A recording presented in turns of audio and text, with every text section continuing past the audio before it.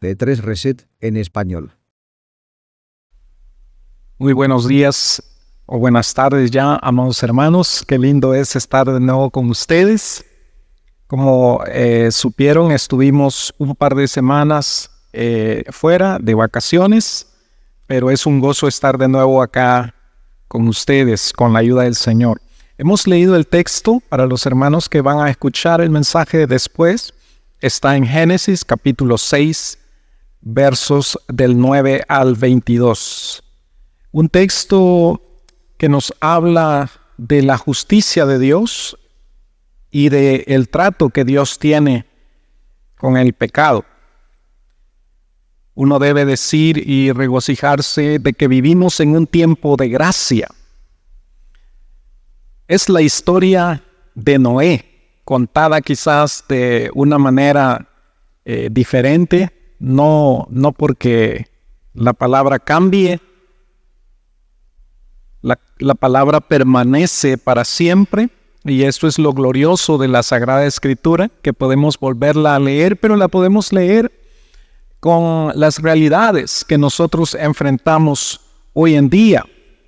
Es interesante que la situación que encontramos ahí en Génesis 6 no se diferencia mucho del proceder de los seres humanos hoy en día sobre la tierra.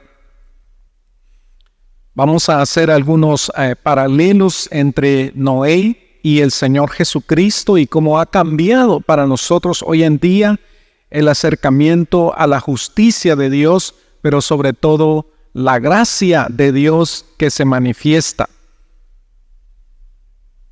Nosotros pasamos hace un par de años, todavía este año se terminó de registrar el tema de la pandemia. Es interesante la cantidad de reportes que se recibían en aquel tiempo. El año pasado la cosa cambió cuando comenzó la guerra entre Rusia y Ucrania, o la invasión rusa a Ucrania, mejor dicho, y ese conflicto armado que está durando hasta el día de hoy. Desde ese tiempo dejamos de oír mucho ya del COVID, ¿verdad? Y empezamos a oír de guerra. Y ahora estamos otra vez más intensamente escuchando de guerras y de conflictos. Dice acá la palabra, cuando Dios mira la tierra en el verso 12, y he aquí que estaba corrompida, porque toda carne había corrompido su camino sobre la tierra. Y también dice el verso 13, cuando Dios habla a Noé, he decidido el final de toda carne, porque la tierra está llena de violencia por culpa de ellos. Si somos honestos y nos unimos a Dios a ver la situación del mundo hoy en día, en el siglo XXI, no hay mucha diferencia. El mundo entero está lleno de violencia. Si no es una criminalidad común en las calles, son conflictos armados, unos más serios que otros. Me llama la atención, por ejemplo, cómo China y la India han decidido cómo resolver su conflicto. En sus fronteras, ellos pelean por fronteras, ahí en la zona de Nepal, en las montañas del Himalaya. Pero ellos le han prohibido a sus soldados utilizar armas de fuego.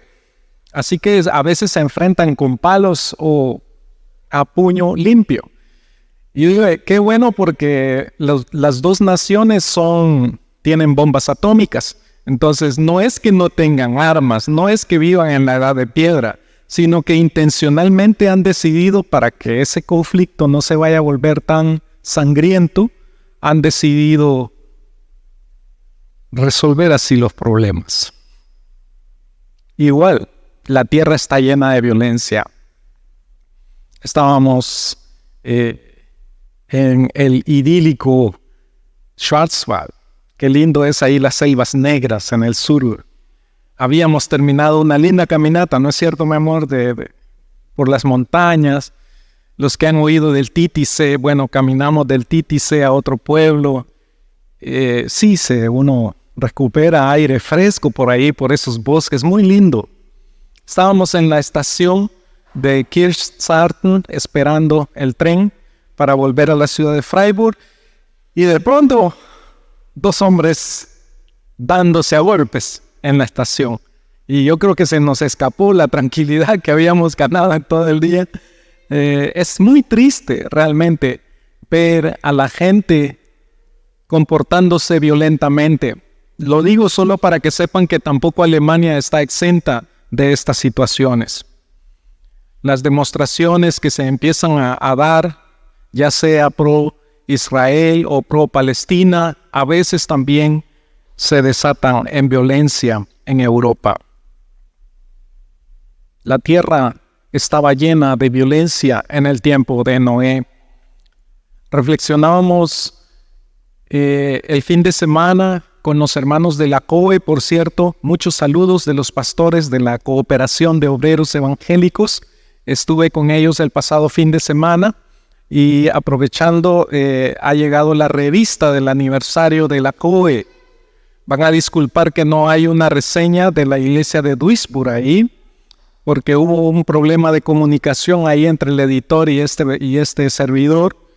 Entonces me pasaron demasiado tarde las informaciones que pedí, pero ahí hay reseñas de la COE, aprovechando. Estábamos ahí entonces con los pastores y uno de ellos nos compartió las diferencias generacionales de el tiempo de la, vamos a decirlo así, de la cosmovisión moderna, que muchos de nosotros, me incluyo, tenemos una manera de ver las cosas así, basado en la ciencia, basado en el cálculo, etc. Pero en contraste también con la cosmovisión postmoderna, que tienen una manera bien diferente de ver las cosas y que es nuestra gente más joven.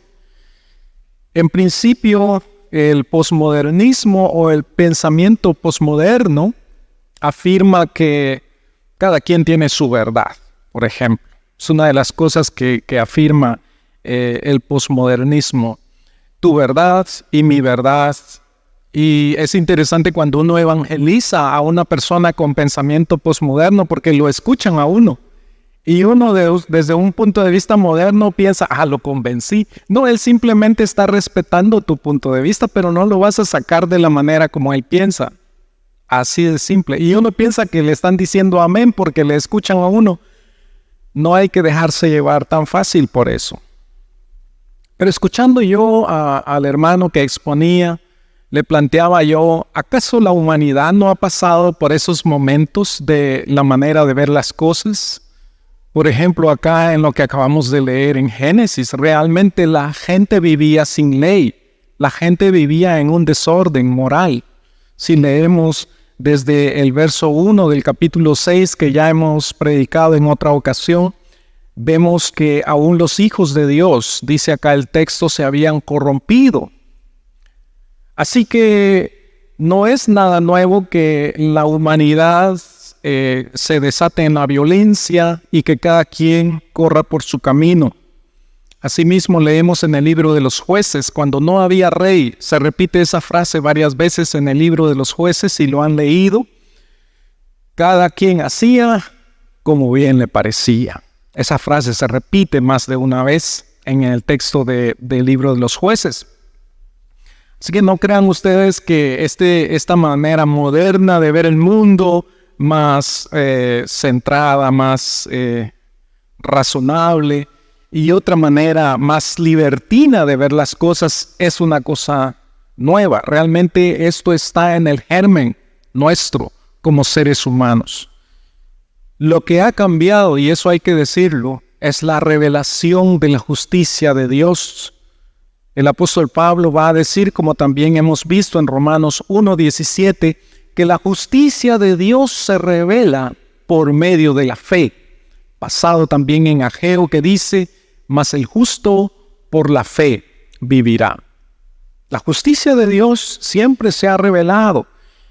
Solamente que en esta situación se revela de una manera muy fuerte, muy radical, y se nos presenta a Noé, de quien se nos ha dicho en el verso 8, que Noé halló gracia ante los ojos de Jehová. Y ya se nos dice a partir del verso 9, esta es la historia de Noé. Noé, dice la palabra del Señor, era un hombre justo y cabal en su generación. Noé caminaba con Dios. Al igual que su bisabuelo Enoc, que fue llevado por el Señor sin ver la muerte, Noé caminaba con Dios. Eso significa que Noé tenía una relación íntima con Dios. Era un discípulo, como nosotros lo conocemos hoy en el tiempo de Cristo. Era un discípulo del Señor, un seguidor del Señor, alguien que caminaba con Dios. Y se nos dice que también él engendra 3 hijos, Sem, Cam y Jafet. Por cierto, en el verso 32 del capítulo anterior de Génesis, se nos dice que cuando Noé tenía 500 años, engendró a Sem, a Cam y a Jafet. Y eso quizás señala y subraya mucho el tema de la justicia de este personaje. Yo me puse a pensar,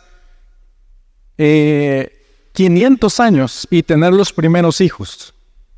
Si ustedes leen el capítulo 5, ahí se dice más o menos cuánto tiempo había vivido la gente y ya tenían su primer hijo.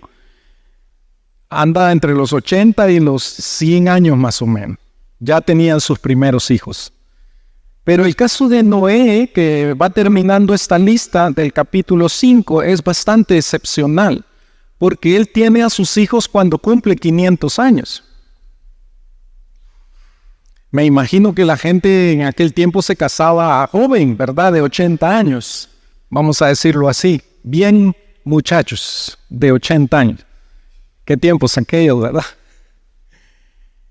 Por cierto, vivir tanto tiempo no era ninguna cosa cómoda. Por eso Lamec llama Noé a este personaje en el verso 29. Dice, llamó su nombre Noé diciendo, este nos aliviará de nuestras obras y de la penosa labor de nuestras manos a causa de la tierra que Jehová maldijo. Ponerle un límite a la cantidad de años también fue una muestra de la misericordia de Dios. Yo conozco gente hoy en día, también como pastor y consejero, que pasan por momentos tan difíciles de salud que desearían morirse. Por esa razón la eutanasia es un asunto que ya se vuelve ilegal en algunos países, porque hay gente que voluntariamente le quieren poner fin a la vida. Y eso es que apenas viven 90 años, o menos algunos. Pero imagínense vivir 500, 600, 700 años y estar viendo situaciones duras, lo penoso de la vida, lo difícil de ganarse el pan, cuando no había jubilación, por cierto. No había un sistema de jubilación seguramente en el tiempo de Noé. Así que la situación era tan difícil. Noé tiene sus hijos a los 500 años y yo tenía un amigo, recuerdo un amigo allá de El Salvador, que se casó con su esposa y ellos ya tenían 10 años de casados, pero todavía no podían tener hijos. Por alguna razón de salud de la hermana se les dificultaba tener hijos. 10 años ya habían estado orando, nosotros también nos unimos a orar por ellos para que el Señor les diera hijos y al fin, después de 10 años de matrimonio, nacen y tuvieron 2 hijos, 2 varones, que por cierto hace poco se han graduado también de la universidad. La verdad es que esperar para tener hijos no es nada sencillo, no es nada fácil. Vamos a ver la historia de Abraham, la conocen algunos. A los 75 años Dios le promete muchas cosas grandiosas a Abraham. Pero cuando está por cumplir 90 años, Abraham y su esposa, por cumplir 80 años, se desesperan y dice, ¿cómo no tenemos hijos? Entonces le dice Sara a su esposo que tome a su sierva Agar para tener un hijo y nace Ismael, que no estaba en el plan de Dios, no era el deseo de Dios para Abraham y Sara. Después el Señor, 15 años después, le está a Isaac, cuando ya la pareja están ahí sí que viejitos, ¿verdad? Abraham de 100 años y Sara de 90. Es tan complicada la cosa que tanto Abraham como Sara se ríen. Y el niño se llama Risa, ¿verdad? Isaac es el significado de Isaac en hebreo, es risa. Porque era para reírse lo que Dios estaba haciendo. Ahora imagínense ustedes al pobre Noé con su esposa, cuyo nombre no conocemos. Pensé yo celebrando 100 años de casados. Tal vez Noé tenía 200 años para entonces. Pensemos que se hayan casado cuando ambos tenían por ahí como 100 años. Celebran su 100 aniversario y todavía no tienen hijos. 200 años de casados. Y Noé ya tiene 300 años y todavía no tienen hijos. 300 años de matrimonio y todavía no tienen hijos. 350. Como vemos acá mismo en el capítulo 5 al inicio de Génesis, lamentablemente ya era parte de la cultura de ese libertinaje de la mentalidad de los seres humanos. No puedes tener hijo, toma otra esposa. Y eso se volvió ya como una regla social, que incluso Abraham cae en eso, ¿verdad? Ahí en Génesis también, como podemos leer la historia. Pero Noé se mantiene firme. Después de 350 años de casados, él no da un paso para decir voy a tomar otra esposa que me dé un hijo. Yo no sé, también la palabra no nos dice cómo nacen esos 3 hijos, pero nos dice que nacen cuando Noé tiene 500 años. Habrán sido trillizos, me imagino yo. O habrán nacido en un lapso de unos 5 años los 3 hijos. No nos dice eso la Escritura. Sí nos dice que Noé tiene 500 años. Por cierto, este dato nos ayuda a entender más o menos cuánto dura la construcción del arca, que acá se le da en detalle a Noé. Porque cuando viene el diluvio, sí nos dice la Escritura que Noé tiene 600 años. Así que sus hijos ya están de 100 años, ya se han casado también. Y calculen ustedes, la construcción del arca habrá durado unos 80 años o 100 años. Un proyecto que Dios pone acá en las manos de Noé. Y eso quiero enfatizar, hermanos amados. Nosotros decimos el arca de Noé, ¿no es cierto? También los niños aprendieron esa historia o nosotros se las hemos contado. Esta es el arca de Noé, pero realmente esta es un arca de Dios, porque el diseño que encontramos aquí lo hace Dios a partir del verso 11, cuando Dios habla con Noé y le dice, verso 14, hazte un arca de madera de árbol de ciprés, y le empieza a dar detalles, cómo debe ser construida el arca. A partir de ese verso, del verso 15, así la harás. Le dice de qué tan larga debe ser el arca, qué tan ancha debe ser, que debe hacerle un techo, que debe tener una puerta. Y finalmente en el verso 18 le dice, y tú debes entrar al arca con tu familia. Por cierto, el apóstol Pedro nos dice que Noé era un pregonero de justicia, un heraldo, un mensajero de justicia. Y muchos se imaginan a Noé predicándole a las multitudes. Al menos he visto algunas películas donde Noé aparece predicando. Pero yo creo que ese no era el caso, porque desde el principio Dios le dice a Noé que va a entrar él, su esposa, sus hijos y las esposas de sus hijos. Y por supuesto los animalitos, como va a detallar aquí, van a entrar con él en el arca. Desde el principio Dios lo había planeado así.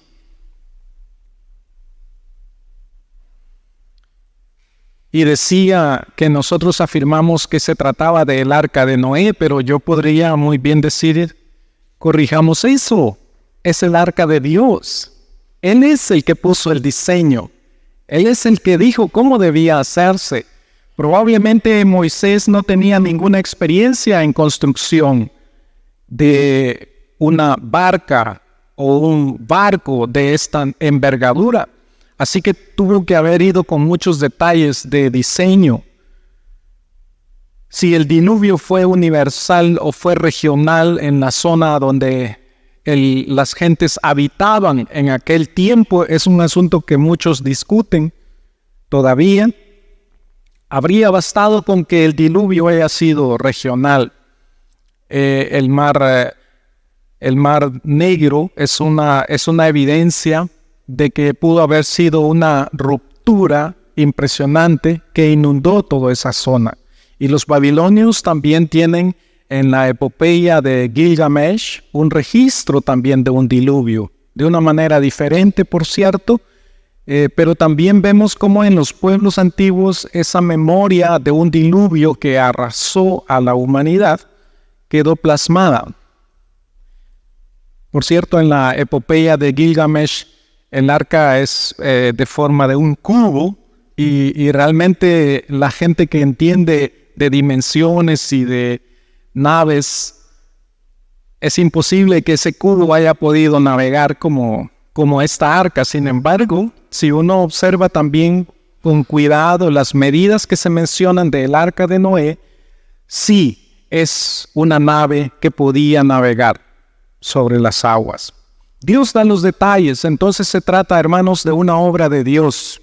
Me llama la atención, en el año 2015 tuve la oportunidad de visitar Barcelona y contemplar la obra de Gaudí, no solo en la iglesia de la Sagrada Familia, sino también en las calles y otros lugares. ¿Alguien sabe hace cuánto murió Gaudí? Bueno, yo sé porque Gaudí murió el día que nació mi padre, en 1926. Bueno, el año que nació mi padre, no el día, pero el año. 1926. Hace casi ya 100 años que este arquitecto falleció. Pero la iglesia que todavía se construye es su obra, porque fue él el que la diseñó. Así haya sido tan complicada de descifrar para los arquitectos que hasta los años 90, donde tuvieron acceso a modelos computarizados, pudieron descifrar algunas formas, cómo materializar lo que Gaudí planeó en sus diseños. Pues es la obra de Gaudí. Y el arca fue una obra de Dios, solamente que Dios buscó un socio para ejecutar su obra. Ese colaborador era Noé, un hombre justo. Y Dios sigue haciendo su obra en medio nuestro. Lo impresionante de la actitud de Noé al recibir esta orden del Señor, todavía en el verso 21 le termina de dar instrucciones el Señor diciéndole: toma contigo toda clase de alimentos para comer y almacénalos para que te sirvan de comida a ti y a ellos. Y el verso 22 concluye diciendo: y Noé hizo conforme a todo lo que Dios le mandó, así lo hizo. Y lo subraya: hizo conforme a todo lo que Dios le mandó. Vemos a un servidor, Noé, obediente a lo que el Señor le instruye y le dice. Y esto nosotros deberíamos, amados hermanos, tener en cuenta en nuestros tiempos, donde nosotros como discípulos del Señor Jesucristo hemos recibido una comisión, un mandato.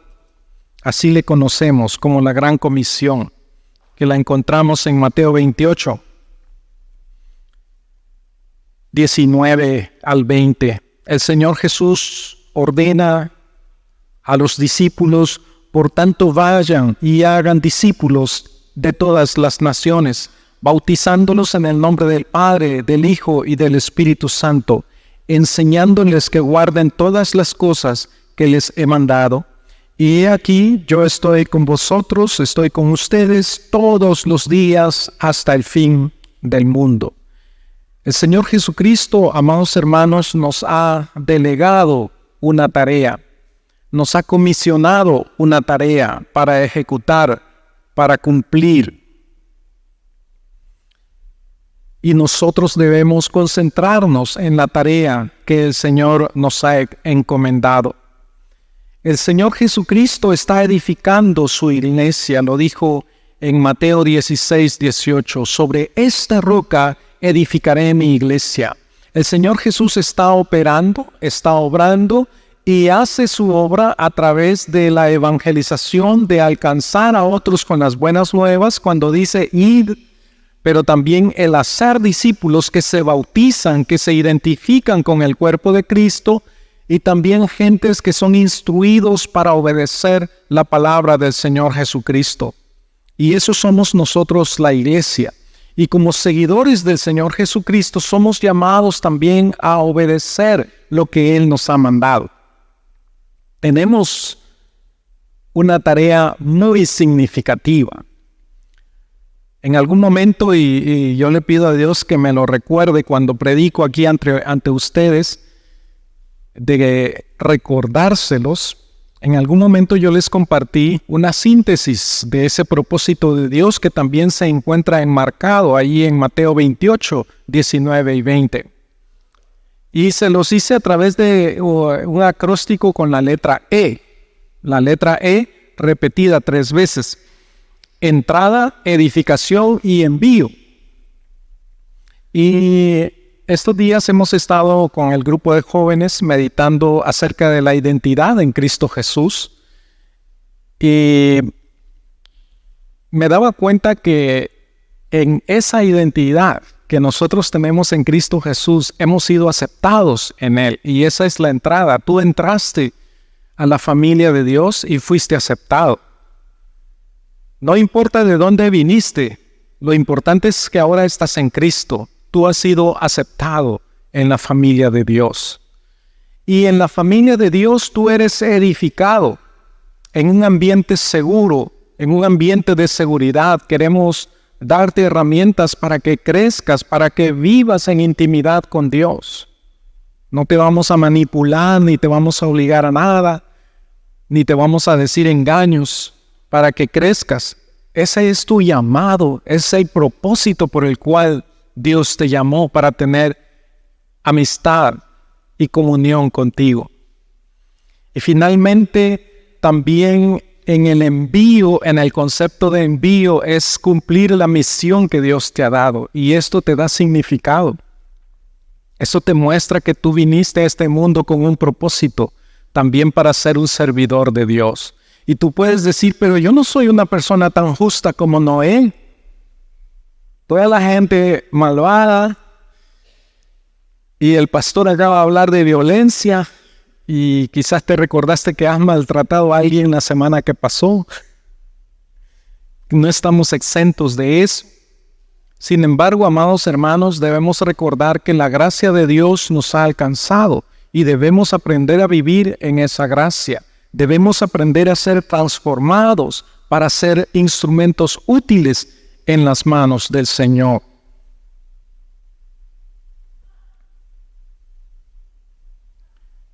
Dios habló con Noé cuando decidió hacer algo. Y el autor a los Hebreos dice que Dios, habiendo hablado en otro tiempo a los padres por los profetas, en estos postreros días nos ha hablado a través del Hijo.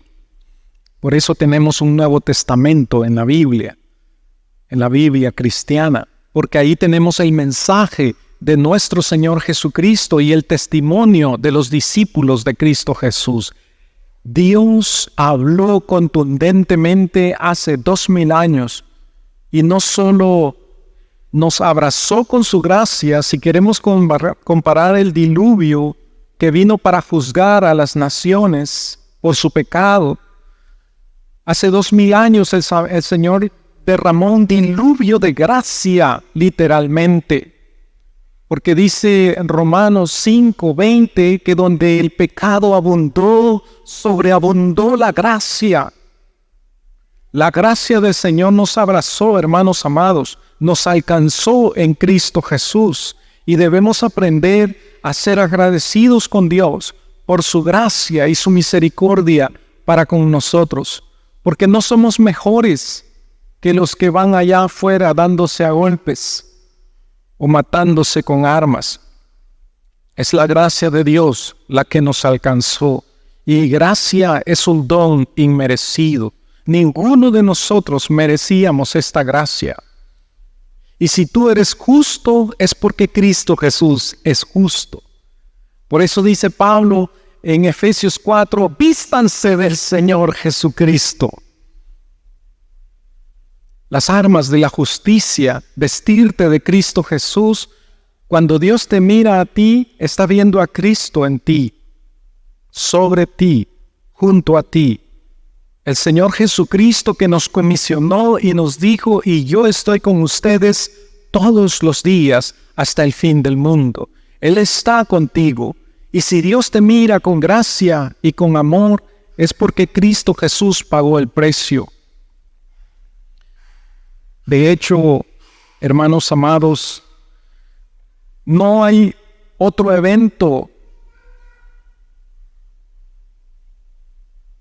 tan radical de trato de Dios con el pecado que la cruz de Cristo Jesús. La cruz donde el Señor Jesús fue ofrecido.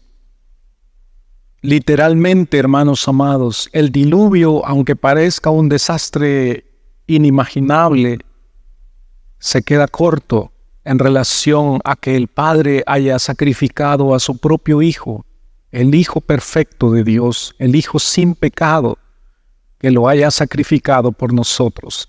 Y esto es la gracia de Dios derramada sobre nosotros. Esa gracia es la gracia que nos ha alcanzado y la gracia por la cual estamos en pie. No por obras, para que nadie se gloríe. No hay espacio para decir, ay, qué buenos somos nosotros los cristianos. En cambio, las otras religiones, no hay lugar para el orgullo si estamos en Cristo Jesús, si hemos reconocido que es su sacrificio el que nos ha salvado. Y si nosotros hemos hallado esta gracia, queridos hermanos, debemos ser obedientes al llamado del Señor Jesucristo y hacer discípulos a otros que aún no le conocen. Esa es la comisión nuestra. Hay muchas cosas en las que tú puedes invertir tu vida, pero si tu vida no está centrada en el llamado de Cristo Jesús, para ti como un hijo de Dios, ir y hacer discípulos a todas las naciones, entonces estás viviendo distraído. Jesús está edificando su iglesia. Lo está haciendo desde hace 2000 años. Y esa iglesia está representada por todas las naciones. Aquí habemos por lo menos americanos y europeos. ¿O tenemos algún asiático o africano que se me escapa? No, ¿verdad? Estamos por ahí más o menos.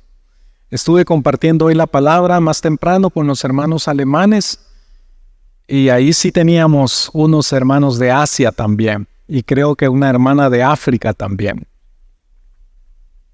¿Por qué les digo esto? Porque es necesario que la plenitud de las naciones entre al conocimiento de Cristo, sean puestos en este edificio que es la iglesia. Romanos 11. Y cuando la plenitud de las naciones haya entrado, entonces dice todo Israel será salvo. Porque ahí Pablo está hablando de la relación entre el pueblo de Israel y nosotros como iglesia. Y no hay que ignorar, dice él ahí, que ha acontecido a Israel endurecimiento en parte hasta que haya entrado toda la plenitud de las naciones. Y entonces, cuando haya entrado en la plenitud de las naciones, todo Israel será salvo. Y digo eso porque muchos se alertan exactamente cuando hay conflicto por ahí en el Oriente Medio. Ahora sí ya viene Jesús, dicen algunos. Y yo también espero que el Señor venga. Y oro como ora la iglesia del Señor, ven, Señor Jesús, queremos verte manifestado. Por cierto, cuando Jesús venga, no esperes que te va a llegar una alerta ahí a tu teléfono, o un email, o un mensaje de WhatsApp del pastor, ya vino Jesús. No, porque cuando Jesús venga tú te vas a dar cuenta. todo ojo le verá. Hasta Jesús mismo en Mateo 24 advierte, dice, no se dejen engañar por los que digan, aquí está el Cristo, o allá está el Cristo. Cuando Él venga, le va a ver todo ojo. Y entonces va a ser el momento donde la tarea nuestra se terminó. Pero mientras eso no suceda, tenemos una tarea y está ahí en Mateo 28. Hacer discípulos a todas las naciones. Más vale que se ocupen en eso. Porque si no estás ocupándote en eso, estás dejando de lado esta función tan bella de cooperar con la obra de Dios, lo que Dios está haciendo hoy en día. Hay muchas maneras en que nosotros llevamos el Evangelio, a veces a través de apoyo, de ayuda a la gente necesitada. Les mostramos el amor de Dios por tu propio testimonio, ahí donde estás estudiando o trabajando. Marcas una diferencia, por lo menos saben que eres cristiano, espero. Mi peluquero, él es sirio. Bueno, uno de mis peluqueros, el otro es dominicano, pero ese casi no tiene tiempo, o yo no tengo tiempo a veces, porque el problema es que mi peluquero dominicano también es pastor, y él corta cabello ahí en Essen. Entonces, cuando yo voy a cortarme el cabello con él, eso incluye un café, una plática, y lamentablemente desde que estoy acá con ustedes y ya estoy trabajando a tiempo completo, ya no me da tiempo. Pero mi otro peluquero es de Siria, y estaba hablando ayer con él, y le recordé que yo soy pastor, porque a veces se le olvida, ¿verdad? Y me dice, es que ustedes los alemanes, me dice así como que si yo fuera alemán, ¿verdad? Es que ustedes los alemanes oran el domingo, ¿verdad? Me dice. Sí, le digo yo, así como ustedes oran los viernes. Y oran así normal como nosotros. Bueno, le digo yo, oramos, sí, oramos a Dios, pero también cantamos alabanzas y también se escucha la palabra de Dios. Y estoy orando por este joven, tendrá unos 25 años, para que venga al conocimiento de Dios. Pero ahí tú te das cuenta cuánta gente falta, sin duda, que conozcan al Señor Jesucristo. Hay gente, hay pueblos en el mundo que ni siquiera tienen una porción de la Biblia traducida en su idioma, porque ni siquiera tienen un idioma escrito. Hay misioneros que están trabajando desde hace más de un siglo, aunque si contamos a Wycliffe, desde hace más de 600 años, en traducir la Sagrada Escritura a la lengua de la gente. También Martín Lutero hizo lo suyo en su tiempo, hace 500 años, traduciendo el Nuevo Testamento para nosotros, o para la gente en alemán por lo menos. Y Reina Valera lo hicieron para nosotros de habla castellana también, hace unos 500 años. ¿Por qué, hermanos amados? Porque las naciones deben escuchar el Evangelio. Así que ustedes estén tranquilos, porque hasta que el Señor venga, Él va a estar con nosotros. Preocúpense de cumplir lo que Dios nos ha comisionado. Si Noé se tardó 100 años en construir el arca, es porque era una tarea muy compleja. Por cierto, Noé tuvo un hijo llamado Jafet, que ese fue el que mejor aprendió el oficio de construir naves que iban por las aguas, porque ese fue el que pobló las islas después. Y no había otra manera de salirse de ahí del Medio Oriente que en un barco. Así que Jafet aprendió muy bien el oficio de construir barcos y comenzó a poblar las islas, y se supone que la gente europea descienden también de él, porque así fue como Europa se fue poblando después del tiempo de Noé. Queridos hermanos, nosotros tenemos una comisión, una tarea que cumplir. Edificar la iglesia con Cristo Jesús. Es su iglesia y nosotros podemos ser parte de esa tarea maravillosa. Yo me gozo de que la iglesia de Cristo también se manifiesta a través de gente como nosotros, que venimos de otras naciones. Nos hemos encontrado aquí en Alemania, y estamos gozosos de servir al Señor juntos. No perdamos ese ímpetu, ese ánimo de congregarnos, porque también la gente europea y gente de otras naciones que van a seguir viniendo a este continente necesitan escuchar el Evangelio. Los mismos alemanes necesitan el Evangelio.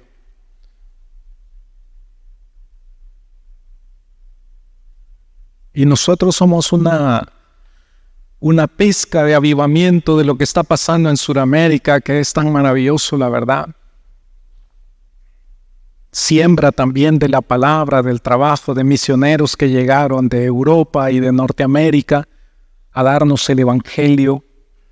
Y ahora tenemos algo que devolverles a ellos también, y nos gozamos en ello, en cooperar con lo que Dios está haciendo. Esa es la obra de Dios, y nosotros podemos ser parte de ello. Vamos a dar gracias. Amado Dios y Padre Celestial, te damos gracias porque nos has dado una posición de importancia y has dicho, Señor, que somos la sal y la luz de este mundo. Danos la gracia, Señor, de no escondernos debajo de un lugar donde tu luz no se deje ver, sino de ponernos en alto en el poder de tu Espíritu Santo para irradiar la luz a aquellos que no te conocen, de darnos a conocer como tus seguidores. No somos gente perfecta, es tu gracia la que nos ha rescatado, es tu gracia la que nos ha perdonado. Y podemos decirle a la gente, también para ti hay gracia, también para ti hay perdón de pecados. Danos que no desmayemos, Señor, en esta tarea. Y también oramos, Padre Celestial, por aquellas personas que están sujetas a estos dolores y estos conflictos, consecuencias, Señor, de la maldad que hay en el corazón del ser humano, para que tengas también misericordia de ellos y escuchen la buena nueva de salvación. Que como aquel prisionero desesperado le preguntó a tus discípulos, ¿qué debo hacer para ser salvo? Haya alguien que les diga, cree en el Señor Jesucristo y serás salvo. Gracias, Señor, porque la puerta es Cristo Jesús y las ovejas suyas oyen su voz y la conocen. Gracias, buen pastor, por guiarnos, por hablar a nuestros corazones. Ayúdanos a seguirte, a obedecer tu voz que nos habla cada día con tanto amor. En el nombre de Cristo Jesús. Amén.